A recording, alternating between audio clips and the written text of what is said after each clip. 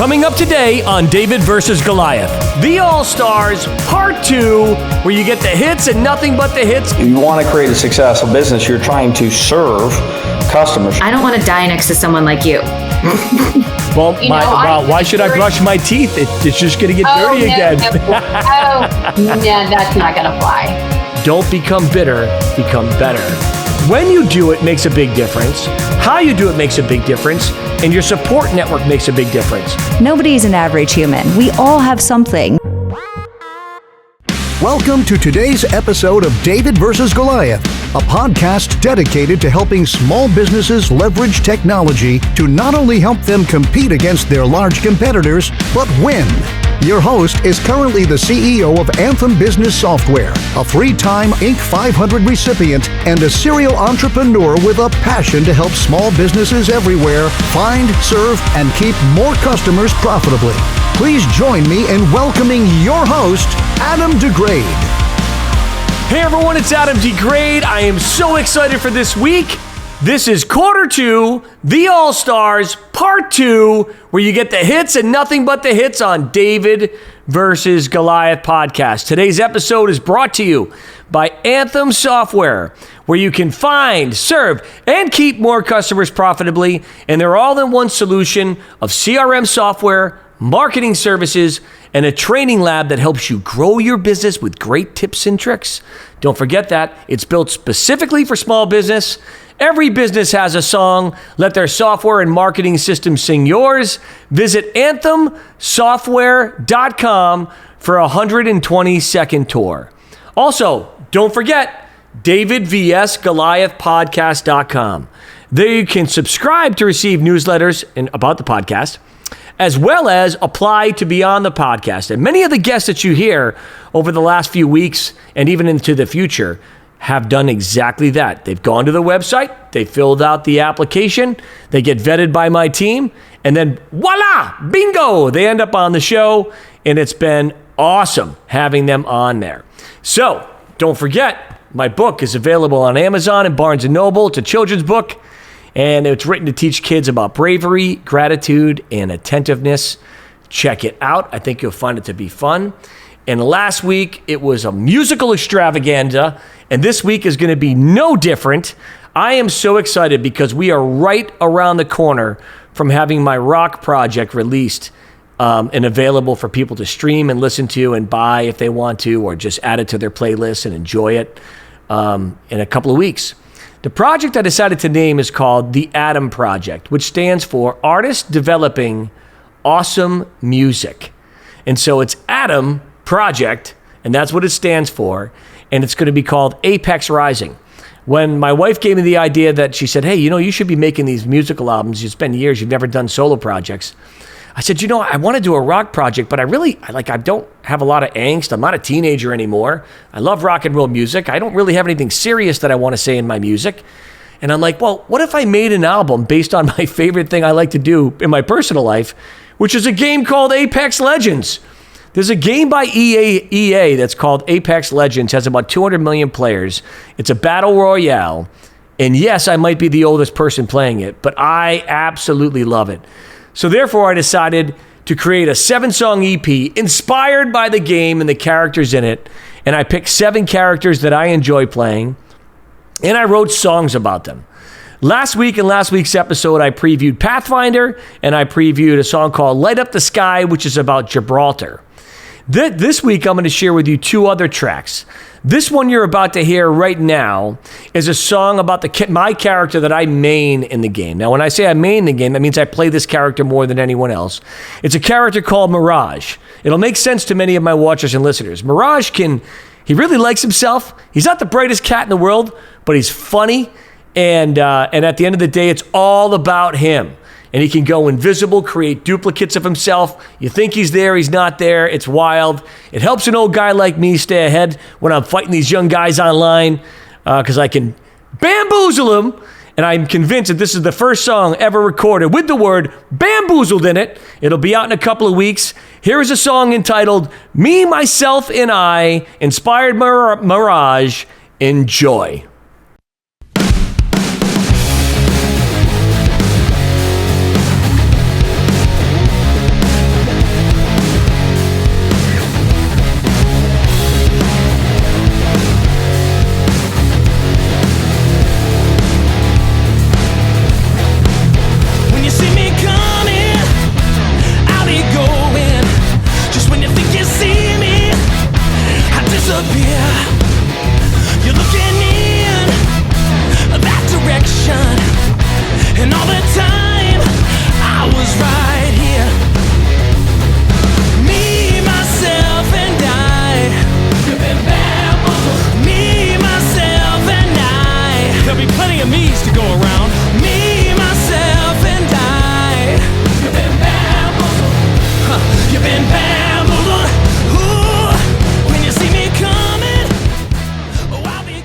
And that was a little bit of me, myself, and I. Did you guys hear that, choir? You've been bamboozled. It was so much fun recording that. As a matter of fact, here's a few pictures of us recording it that day. That's up there right now. It's so much fun. Keep your eyes out. It's called Atom Project, Apex Rising, and it should be out soon. It's going to be a ton of fun. A little bit later on in the episode, I'll show you another one as well, too. Well, with no further ado, I've had enough self-aggrandizing comments at this point in time. Let's get into the hits with my guests here on the second quarter 2022 All-Stars Part 2. The first up is a gentleman by the name of Anthony Sabatini. We discussed the business of politics. Here's Anthony.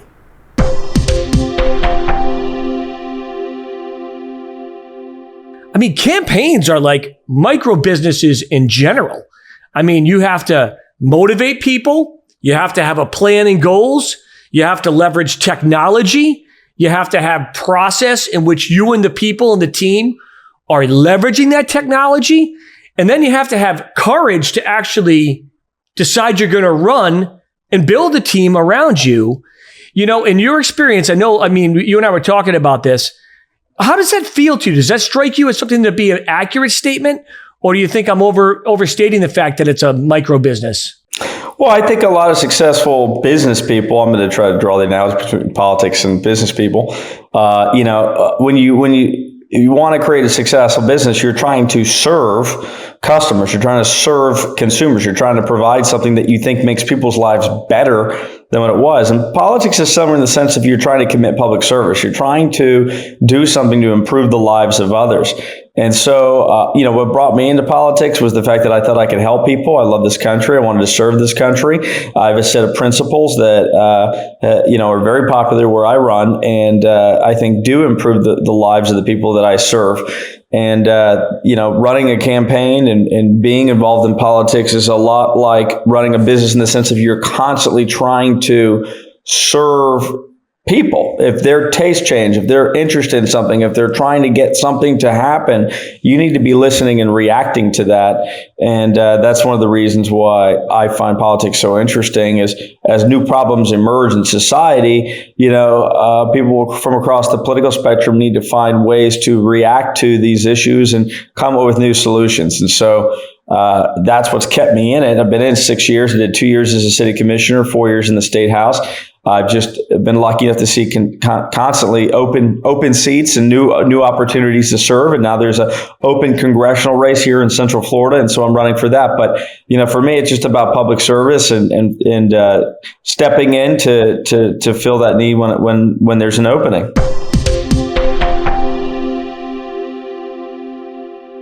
I have been on an Abraham Lincoln binge.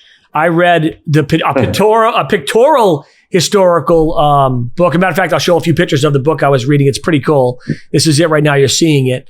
Where you can look at where he grew up, and he went to law school, came from nothing, and then I read a lot of his biographies. I read one, Brian Kilmeade's book. Was it Brian Kilmeade's? Mm-hmm. Somebody's book, I think, on that.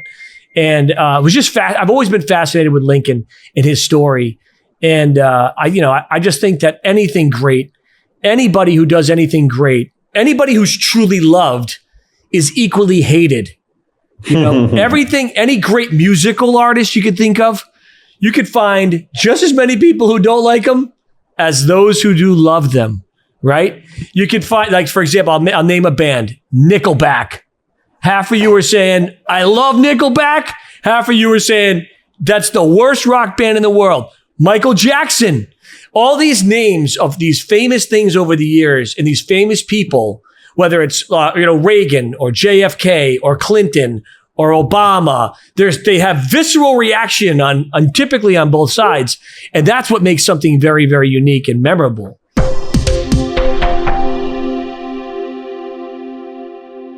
Anthony, thank you so much for being on the episode. For those that are interested, that was episode 37.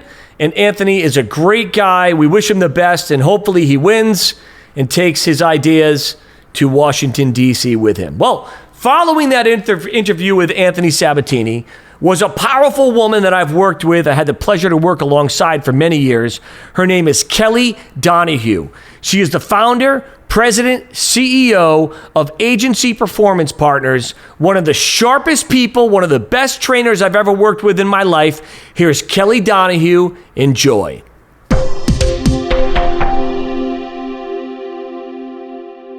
Over the years now, you've consulted hundreds, maybe even thousands at this point, considering, you look at the Astonish relationships as well. What is the one ingredient that you've seen where you walk into a situation and they're going to be successful? You can talk to that business owner and you say, I've got a chance of really making a difference. What is that intangible that you find? Yeah, I mean, everything that you said, and I'll add one more log on that fire, is that they're committed to their goals for their life, for their family's lifestyle, for the legacy that they want to leave, above and beyond all the discomfort that's going to take to get there. So it may take 80-hour weeks. It may take firing your sister. It may take going ahead and saying, yes, you've had this accounting person forever, but they're doing a terrible job. So it's the willingness to get so uncomfortable because what you want to achieve is so important to you that you'll go through that discomfort. Yeah, I remember I would do a couple of talks. As you know, we would do the CEO groups. And one of the parts of the actual talk, I would get to the end and I would say, at some point, guys, you might have the wrong person in your business, and it might be your cousin, your uncle, your brother, your nephew. And if you're going to pay them just because they're family members, you're better off not having them answer the phone, not having them actually work in the agency. Just put them in the back. Put them in the back and tell them to research how much tea there is in China. Or Subway's hiring, right? So there's an application, they can get that. But it is interesting to see how difficult that can be, because when you are consulting small business, I have never stopped working with small business. It's been my passion since I started my first company. And even Anthem today that I'm running now, we care so much about small business, but those are the difficult decisions that sometimes have to be made, right? Well, you might have the wrong people in the wrong seats, or you just might have the wrong people. And, people is one of the pillars of success in a business.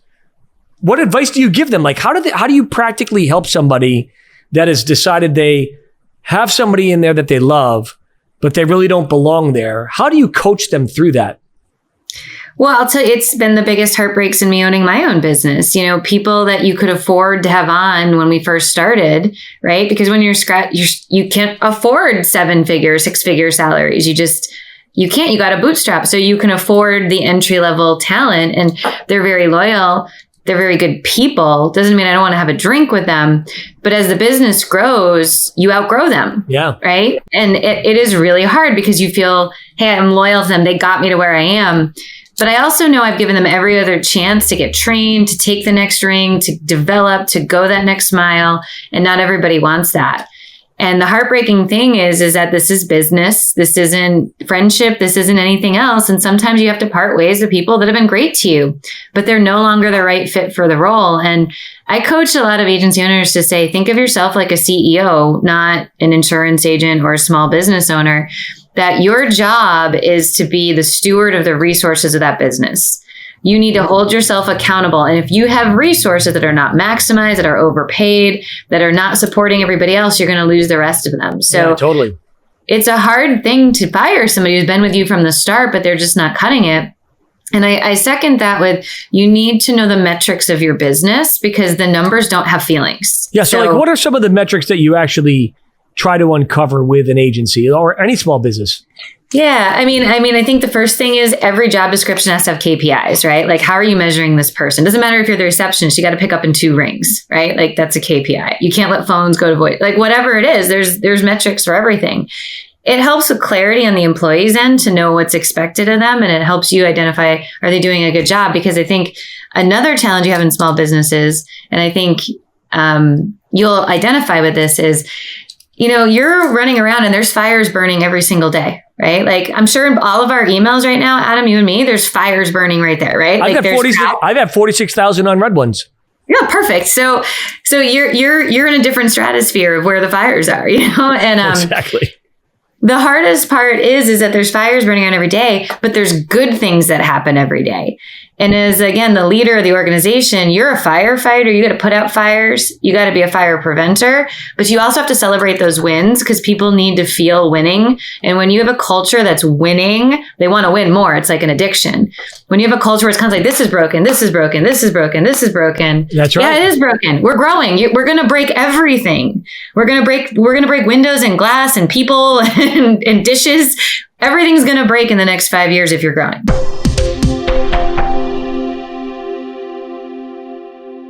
You've been on the road for years. What is the worst day you've ever had? Oh my gosh.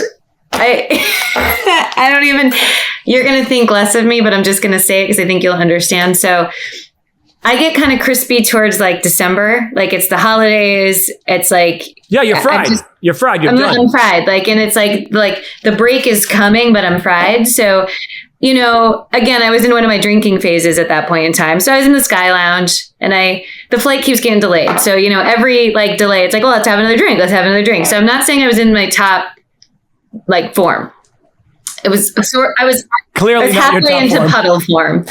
But I'm doing it. I'm like, fine, whatever. So it looks like I go down to the gate and, you know, everybody, it's like 11:30 at night. Everything's in pandemonium. Everyone's going to get in at 2 a.m. No one's happy. It's Christmas time, blah, blah, blah. But like, I'm immune to this stuff because I'm like, the plane was broken. Like, I don't want to get on a broken plane. This is part of life. So I sit down next to this woman. I'm waiting to, you know, get them ready to board. And she's just going crazy. She's like hitting me. And like, I just don't like it when people touch me that I don't know. And so she's like, can you believe this? Can you believe this? And I'm like, yeah, I can. The plane was broken. And I just like put my AirPods in and I'm like, don't talk to me. Cause like, I'm done. Like I'm done. And she's just like, this is an outrage. I'm going to demand I get in first class. I'm like, that's not going to work. Nope. I'm in first class. So it's just not going to work. You should just take a Xanax. Like you should just chill. So she keeps going and going and going. And she's like, well, I'm outraged. And I was like, you know what? I'm sorry. I'm not going to get on this airplane. You might get my first class seat because if the airplane goes down, I don't want to die next to someone like you. And I walked away. And based on my half in a puddle, I was like, I was just the biggest, rudest human. I can't go back there. And I don't know where I'm going to go because I can't get on that airplane. Yeah, so what'd you end up having to go find a whole stumble around the city? No, I went to Delta, and this is why I'm such a Delta loyalist. I went to Delta, and I was like, listen, I'm Diamond. I did something I'm not very proud of, and I need to know how this can be settled up. And she's like, no problem. Here's a hotel room. We got you on a first class plane seat tomorrow morning. It happens to people who travel as much as you. And, you know, we appreciate, so they took like, great. I didn't pay for a hotel room. I didn't do anything. And I just walked away and I called my husband. I was like, I'm not coming home tonight. He's like, oh, is the plane not taking off? I was like, no, not exactly. I was just really rude. Not exactly. That's a great story. I have so many bad stories, but one of them just recently happened. We were flying back from, where the heck were we flying from? Oh yeah, we were flying from California, from San Francisco. And on the way back from San Francisco, pilot comes on and says, there's a medical emergency. And so, you know. Mid-flight or on the ground? Mid-flight. So we have to land. We land in Memphis. And they basically wheeled this dude that, I guess he died in the flight. It was terrible. And then everyone is basically on the flight. They keep us on the plane. And then all these people come in with hazmat suits on saying, just a few minutes, we got to clean the plane. I'm saying, should I be in a hazmat suit? I mean, you know, should I? I don't think no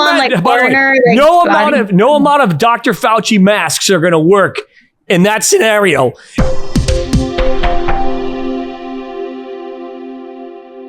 Kelly, thank you so much for being a part of the David versus Goliath podcast. Well, it's come to the time where we have to take our first break from our corporate sponsor, Anthem Software. So we'll be right back in a second. Here's an important message. Anthem Business Software System is designed to specifically help small businesses just like yours find, serve, and keep more customers profitably. We do this by providing you with the most powerful software, automations, and marketing services to help your business compete and win in this ever-changing digital world. Take a short video tour at anthemsoftware.com. Anthem Software, every business has a song. Let our software sing yours.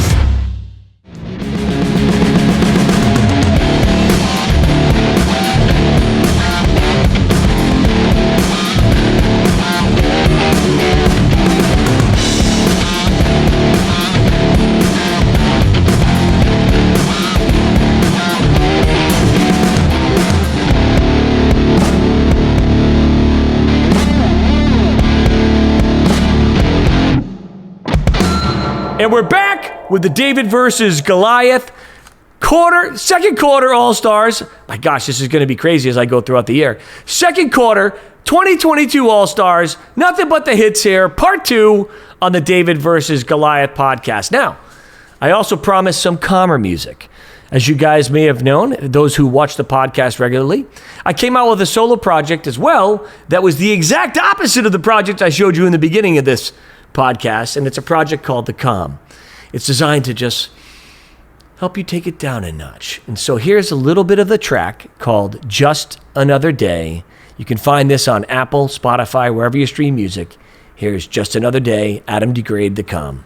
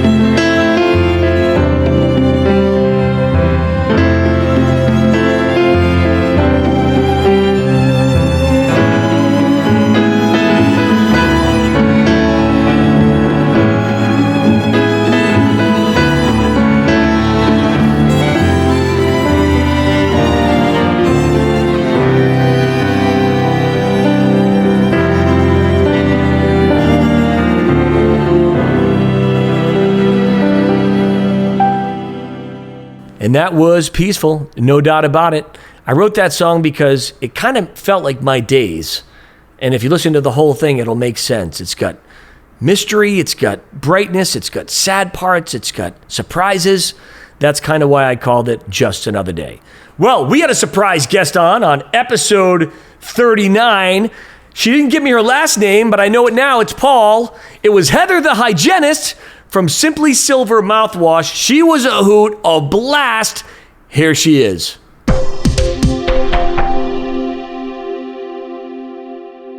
Now, you're still a hygienist for 25 years, so you still go to work, and then you're running this really cool brand on the side. You probably work some dental shows, I would imagine. I might have even seen you at one when I was in the medical space. We worked with, my last company, we worked with, I think, 50 dentist office, and we helped them with their marketing, their email, their CRM, their social media, their websites.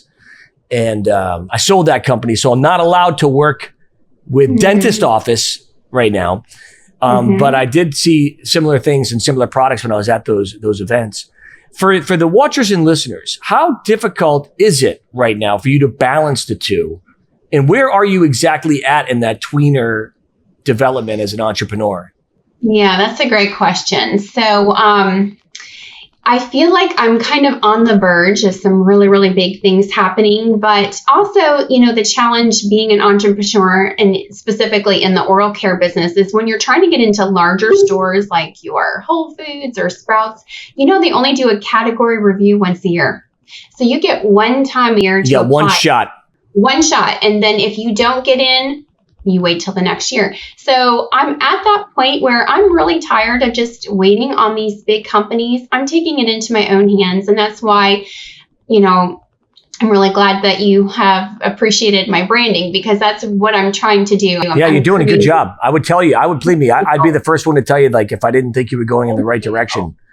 Yeah, so I'm trying to create like a landing page. I have my book, Dentistry for Dummies, but I'm also going to be branding that more as an ebook and try to bring awareness through maybe TikTok or more Instagram reels and try and bring in more organic business through just getting my brand out there. Yeah, I think you can definitely do that. You know, I still run a marketing company. I run Anthem Software. And we do. Which I checked out, by the way. Oh, you should check it out. Yeah, definitely. And we actually could work with you.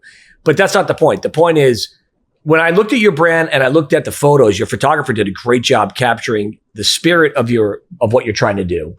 And so that also, and I encourage the watchers and listeners of all shapes and sizes in the business to go check out what she did on her website, because I tell people, if you have a great personality and you look decent on camera and you run a business, you should probably be on camera.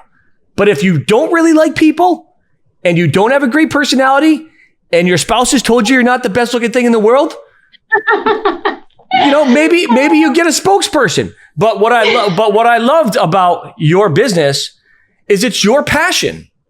And so what'll start the brand for you, Heather, as you grow and as you continue is going to be you. And so, like to your point, you can't sit around and wait for somebody to make your dreams happen. You have to do it yourself.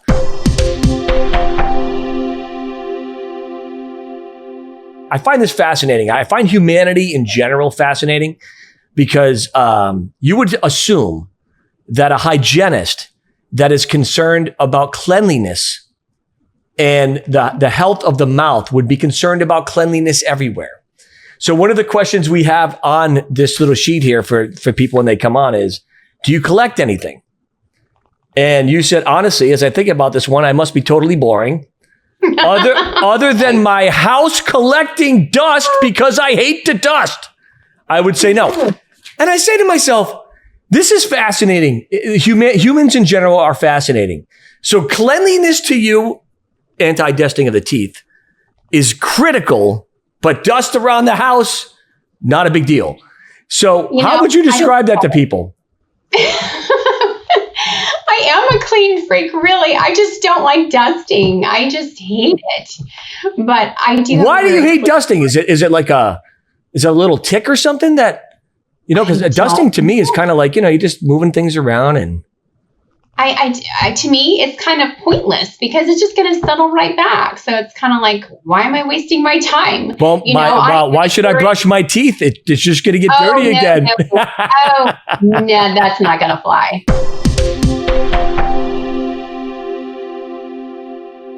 There's a lot of fear, uncertainty, and doubt that surrounds people that have that burning desire. They know they're supposed to do something besides what they're doing, right? And even non-Christians and people that aren't religious have this, by the way, because I believe God talks to everyone. And I believe that people are given these ideas and these sparks of wisdom and enlightenment for the betterment of their families and the betterment of society at large. But there's something that happens in that person where they can get gripped with fear and they never move forward. Now, for you, it was just purely the fact that you knew, you were convinced, and you heard from God, and that was what made you go forward, right? Am I assuming that correctly, or was it something else? Was there another intangible for you that said, I'm going to do this and no matter what? That's true, but there were times when I was like, did I really hear from him? Because it was so difficult. And like I said, I couldn't manufacture in Florida. And I did start to have a lot of doubt. Like, am I crazy? I mean, was this really from you, God? And then I have a great friend. Her husband is a pastor, and I went to their prayer meeting one night. And this lady that I didn't know, she started to say the craziest thing. She started to say, and she said it 3 times. She said, mega in the marketplace. And she said, mega in the marketplace 3 times. And then she looks at me and she goes, I don't know what you have, but God has said, whatever it is, it's mega in the marketplace. And I have stood on that word because this woman didn't know me from Adam. And for her no pun intended, folks. No pun intended. No pun intended at all. But that I have stood on that because I know that I am right where I'm supposed to be. And so, sometimes things don't work out the way that we think that they should. So maybe, I need to let go of the whole Whole Foods and Sprouts thing because I have been trying so hard and focusing on. I wouldn't give up on it yet, but to your point, don't slow down. We don't slow down vision because other people can't see ours. Right. By the way, I'm going to say that again. You don't slow down your vision because other people can't see yours. You have to push through it because if you have vision and you have a direction, you walk in it. And before you know it, you will get there. And the clouds do settle. The sun does go away. But just keep walking in that direction that you first found. And before you know it, the clouds will clear, the sun will shine. And then there you are. You'll be in Whole Foods smiling with your silver product that is no longer the devil. And it's people are so crazy. I mean, honestly, one of the things I've learned in the last 2 years is, that most of us are nuts. I think that's basically, where I'm at. But there's still hope because we can become sane once again. And I believe that that's going to happen for our world and our society. You have to. Otherwise, what's the point?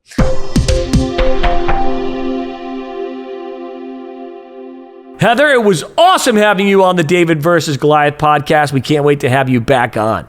Well, the next one up on episode 40 was Armand Petrosian, the CEO and founder of Coalesce. If you love data, nobody loves data like Armand does.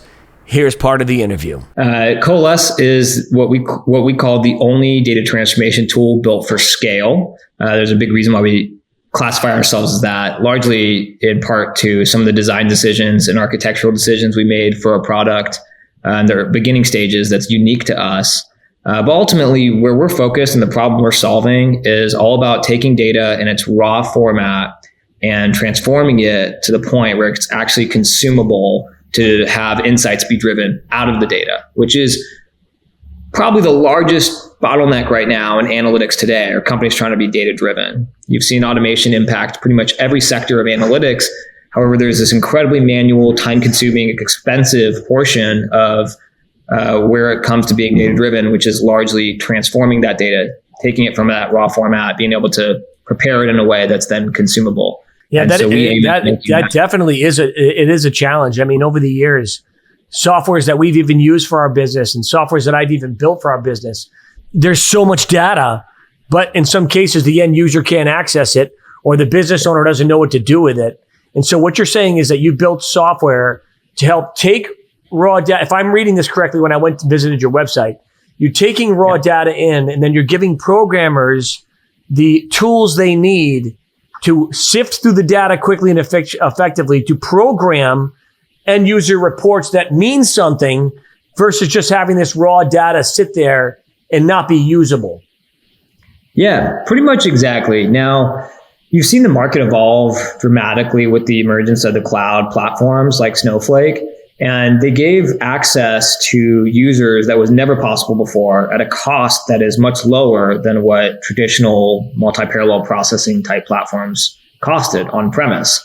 Now, with that emergence of these incredibly powerful and scalable platforms, you've also seen automation for actually acquiring data. So getting data from source systems, whether it's an API or an on-premise platform, has become incredibly easy with the emergence of technologies like Fivetran, HVR.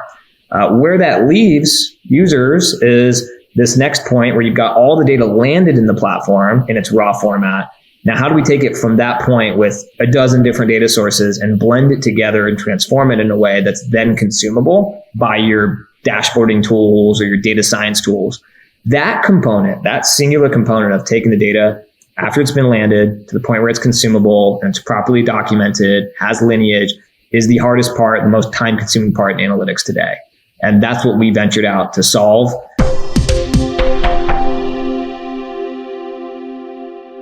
Most organizations already have a team of people, whether it's one person or a team of 6, like you mentioned, and they're looking for more to keep up with the demands from the business. And instead of having to go and try to recruit or find those resources that are pretty hard to find right now, those users in this whole per user licensing model would purchase Coalesce and be able to deliver as if they hired a dozen more people and scale a lot more efficiently and manage the project at scale. But it's a pretty lightweight software. Like, we don't host any data. We don't store any data. And so from a security concern, it's quite easy to procure. It's largely around how do we make your existing team more productive so that you can be effective without going out and having to bring on people that you can't find in the first place. There's one question on here. It says, what has been your biggest failure and how did you overcome it? And you said one of the biggest failures you had to overcome was your relationship with your dad. And you were talking about in the young adult and that relationship and how tense and transactional it was. And definitely. And I think, a lot of podcasts would skip this But to me, at DVG, we always like to talk to the heart of the person as well too. I mean, all of this stuff affects who we are in our life, right? How we were raised, who we were raised with. Yeah, absolutely. I mean, obviously this hits home in many ways. And the biggest thing is understanding how to have and placing the importance on meaningful relationships, how to work with people, and how, certain individuals cooperate and communicate. And, it shouldn't come as any surprise that, as an entrepreneur, you have difficulty with authoritarian figures, right? Where you're a bit rebellious, you want to challenge the status quo. Yeah. And as a result of that, a fatherly relationship can be compromised. And as I got older, I realized that so much of relationships require true ownership for yourself as an individual and empathy, being able to understand what somebody else is going through, what direction they're coming from, and ultimately taking ownership for any type of relationship, whether it's your father, family member, a coworker. And, throughout that rebellious phase, throughout those stages of life, obviously a lot of things can be compromised, and being able to get important relationships, whether it's a father, mother, sibling, cousin, largely can fall into your laps. And if you take ownership of those relationships and are able to have empathy for people, it's very possible to have a meaningful and successful relationship with anybody. And I think it's obviously a humbling experience, as a young individual going through certain emotions and experiences like that, and really taught me a lot of lessons. And similar to you, Adam, love my pops, amazing guy. We've got an amazing we're not trying to crap on dads here. By the way, I am a dad. If you talk to my oldest son, Armand, he's 27. Yeah. 27. I'm sure he's got some things that he's dealing with from me as well too, right? I mean, but it's real, right? These are real things that entrepreneurs deal with, and I think you said it great. I mean, I've always had a saying in my life that everybody has a story. Okay. Yeah. So the person that you come in contact today at your local coffee shop may treat you poorly. Before you overreact, which I have done, I don't know if you've ever done that, overreact, take a beat and say, well, maybe they had a bad morning this morning. Maybe there's something wrong in their story. And it's always trying to believe the best in people. So, I think what happened to me as a teenager is you start to look at your father, and my dad was a very successful radio personality. And, he was always on stage. He was very gregarious, but he struggled with some personal addiction issues and things that he publicly talks about. So I'm not betraying his confidences at all as well. But as I went through that, I was only looking at one part of my dad and was missing a lot of the positives in life, right? Mm-hmm. And so one of the best things in the world, my last business partner, Tim Sawyer, taught me and always used to say to me, and it hit me hardcore, is you can't love half a person.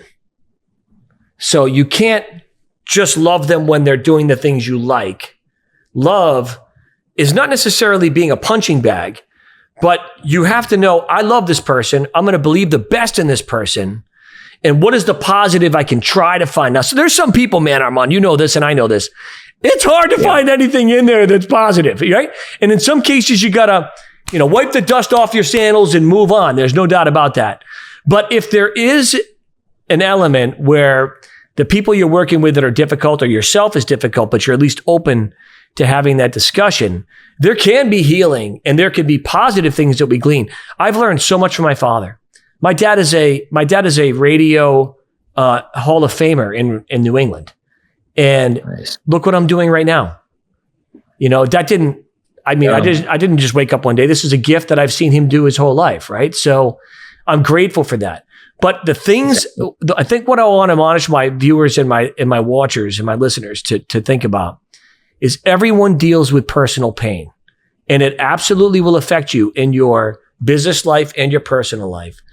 Do what you can to be the best person you can be, to heal those relationships, to forgive where forgiveness is necessary, to move on where moving on is necessary, but always do it with love and the spirit of kindness to your best of your ability.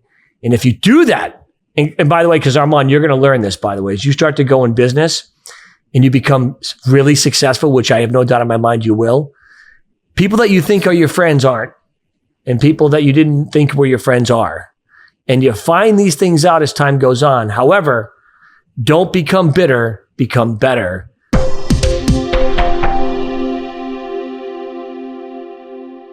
Armand, thank you so much for being on the David versus Goliath podcast. Well, the time has come for another break from one of our amazing sponsors here at DVG. We'll be right back.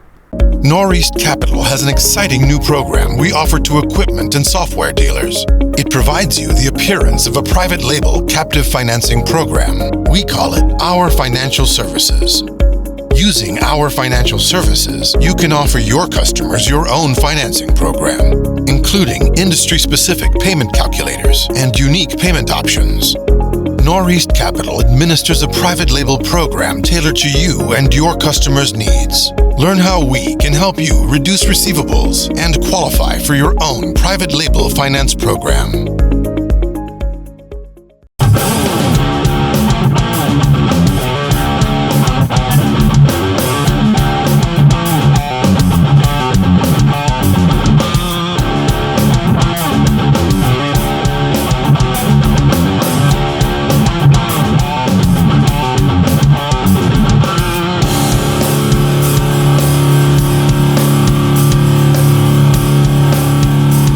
And we're back with our final segment on the second quarter 2022 All-Stars Part 2 right here on David versus Goliath podcast.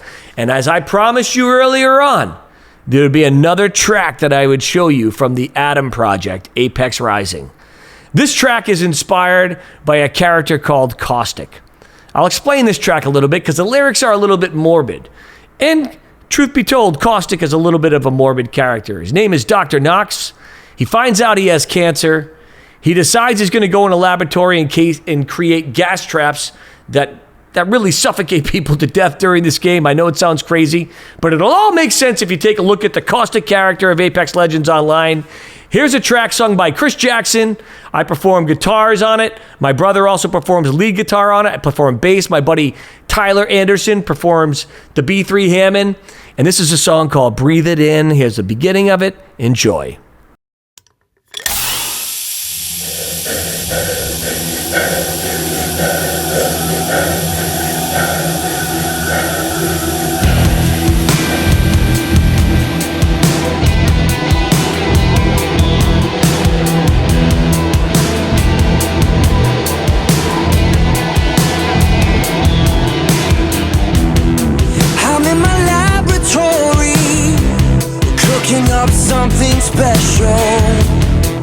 Something special just for you.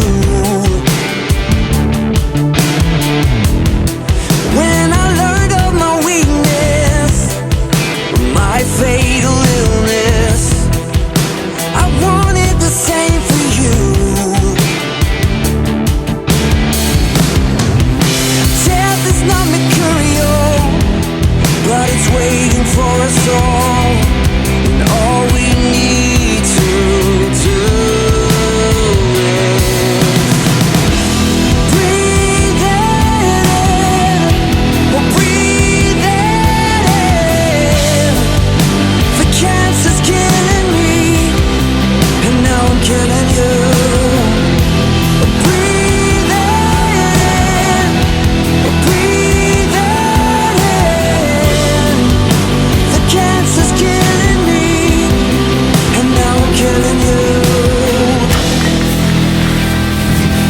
Gas trap deployed. Death is not mercurial. It is patient, like life. Entropy is the order. That was Breathe It In by the Atom Project, Apex Rising, which will be coming out soon. I'm so excited to show the world that. What I'm even more excited about right now is Daniel Shuloff. Look at that. His picture is on this piece of paper. That's Daniel. Daniel loves dogs, dogma, and dog food, and he's the founder and CEO of Keto Natural Pet Foods. Who knew that dogs eat low carb? I did, because I interviewed Daniel. Here it is on episode 41. Enjoy.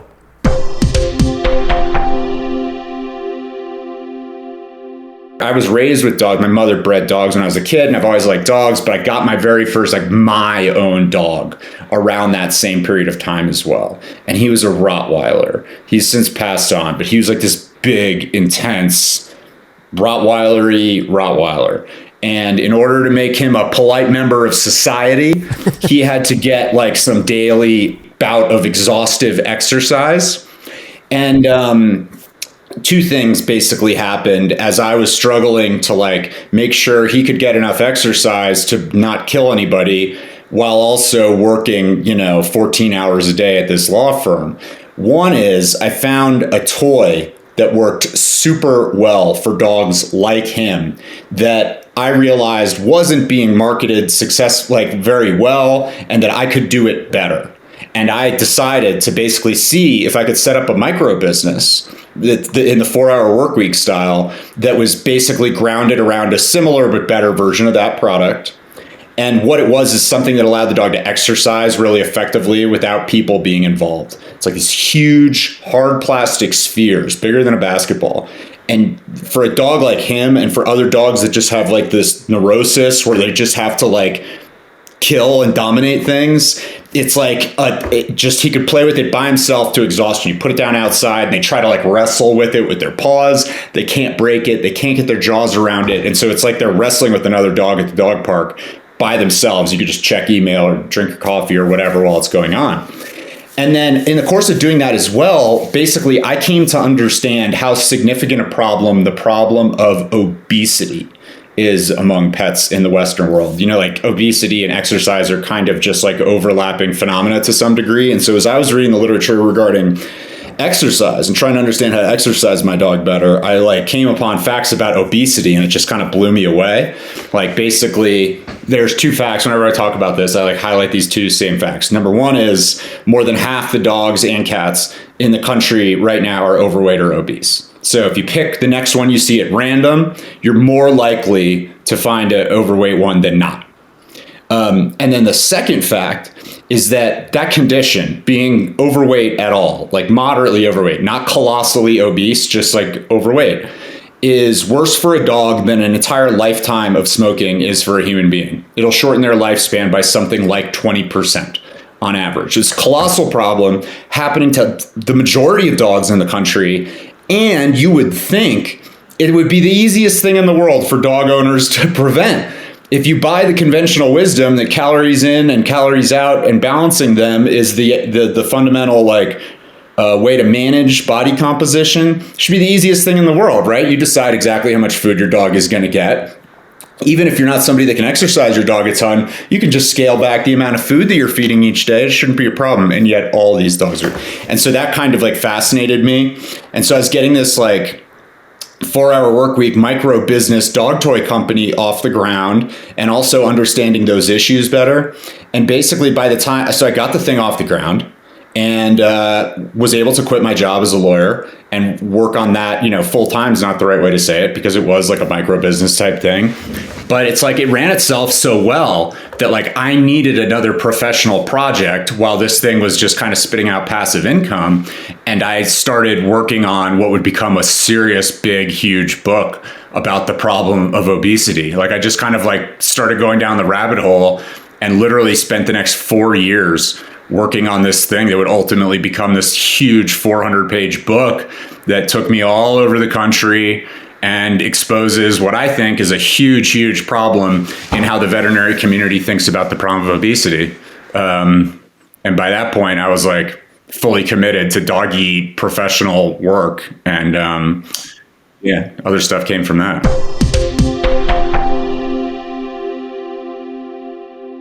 What was it for you, Daniel, that gave you I know it was a lot of a life experience, but what was the intangible that said, I not only believe this is going to work, I'm going to make it work, and then step out in that faith and do it?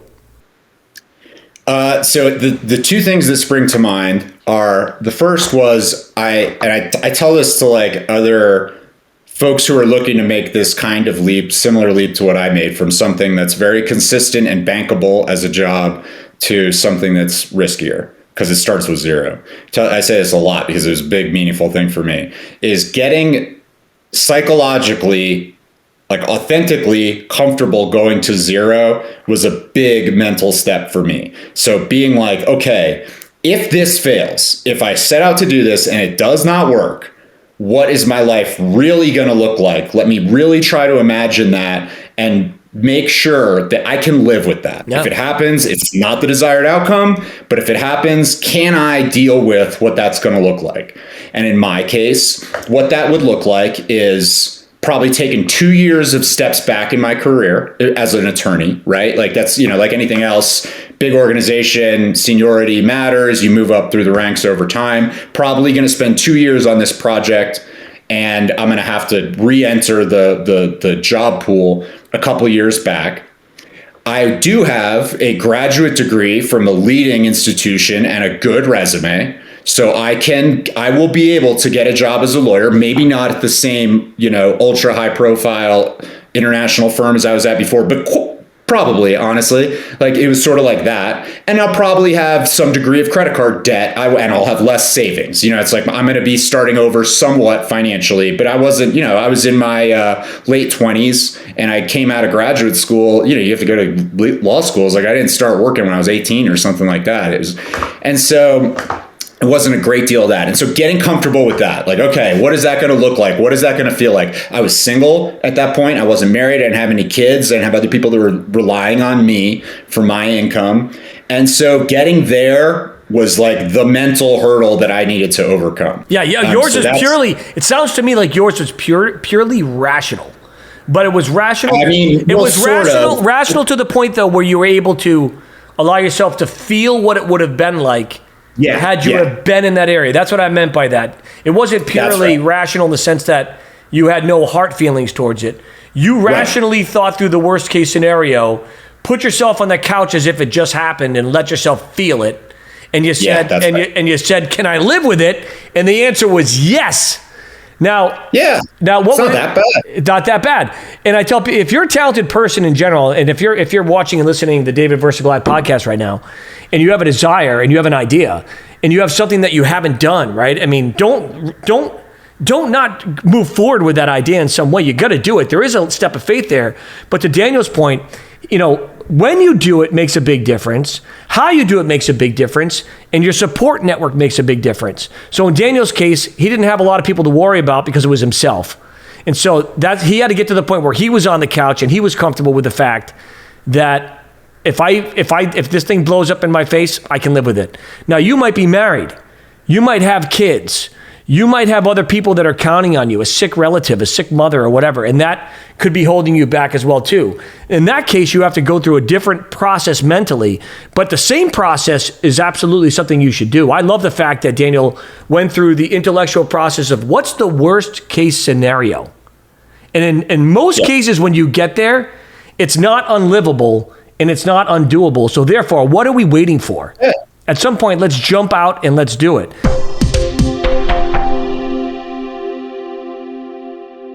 Daniel, thank you so much for being a part of the David versus Goliath family and being on our podcast in our first year, our inaugural year.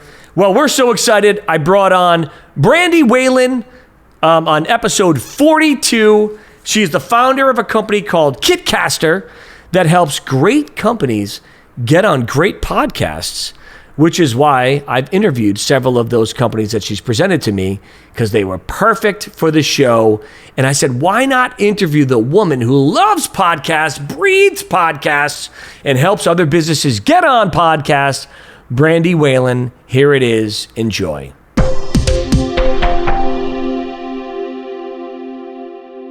I come from the world of public relations, and before that, just various careers that I think when I look at everything that I've done in my career journey, it's kind of all the common thread is storytelling, really, when you boil it all down. So realizing that podcasting is just such a cool medium, and I was incorporating it into my traditional public relation campaigns.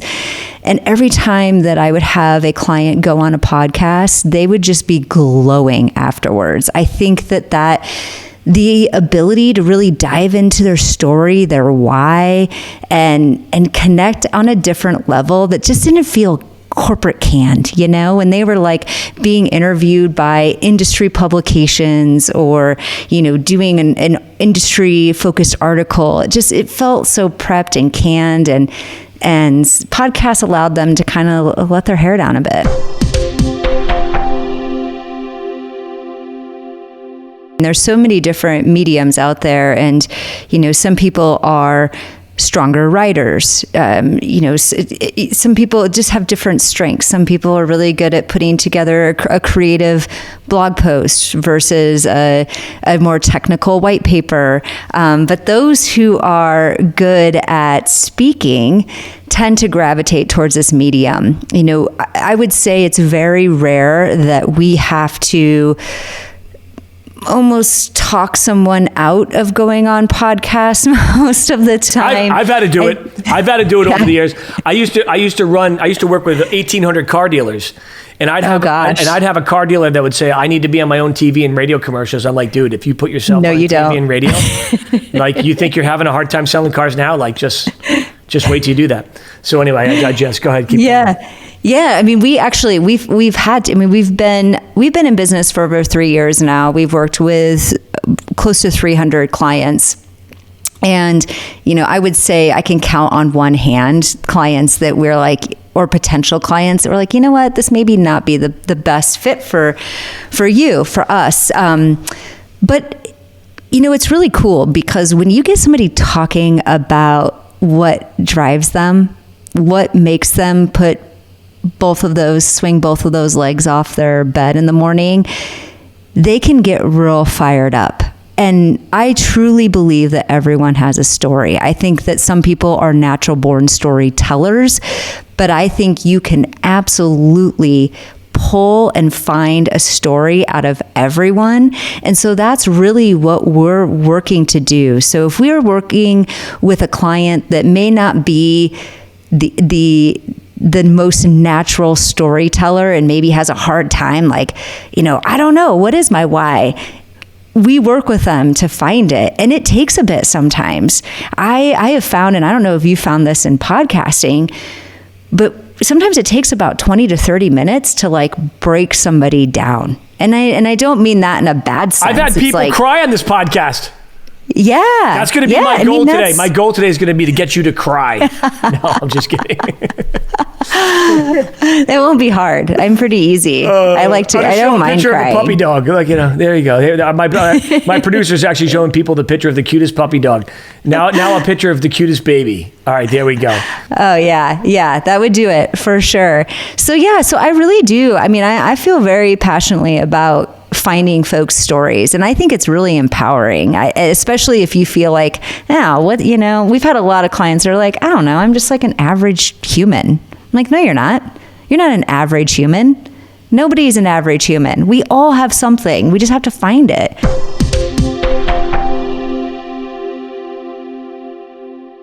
And that's it, Brandi. Thank you so much. And what an amazing recap of Quarter 2 All-Stars 2022 Part 2 right here on the David versus Goliath podcast. I'm your host, Adam DeGrade. And remember, right here you get education, inspiration, and activation.